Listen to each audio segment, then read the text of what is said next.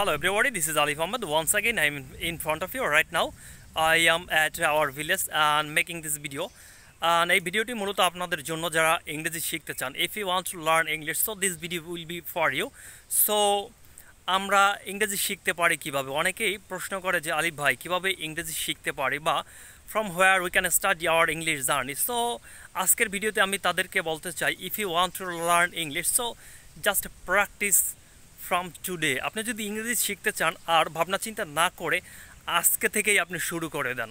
আপনি কিভাবে আজকে থেকে শুরু করতে পারেন সেটা হচ্ছে যে আপনি বিভিন্ন ফেসবুকে যেগুলো ইংরেজিতে পোস্ট করা হয় আপনি ওগুলো পড়তে পারেন। তারপরে হচ্ছে যে আপনি যেগুলো কমেন্ট করেন সেগুলো ইংরেজিতে করতে পারেন।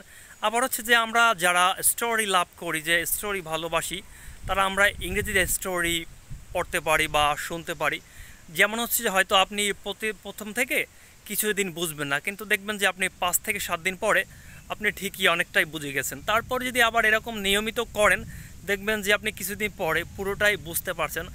আর আপনি যখন মোটামুটি শিখবেন তখন থেকে at this time you will love to learn English. তখন আপনি ইংরেজি শিখতে ভালো লাগবে। দেখবেন যে যত শিখেন ততই মজা লাগে। শুরুর দিকে অনেকটা হার্ড মনে হয়, কঠিন মনে হয় যে ইংরেজি অনেকটা কঠিন। Actually it's not easy. We can follow this rules. যদি আমরা ফলো করতে পারি যে রুলসগুলো, তাহলে দেখবেন ইংলিশ আসলে অনেকটা ইজি আমাদের জন্য।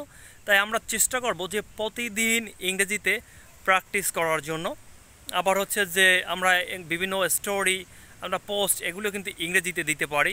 তারপর হচ্ছে বিভিন্ন স্ট্রাকচার দুই একটা যারা আছে, যেগুলো আছে এগুলো আমরা ইংরেজিতে বলা শেখার চেষ্টা করব। I think it will help you a lot. So everyday just practice. Right now I describing this nature. Actually this is the cloud everywhere, and this is a very good weather, and there is not some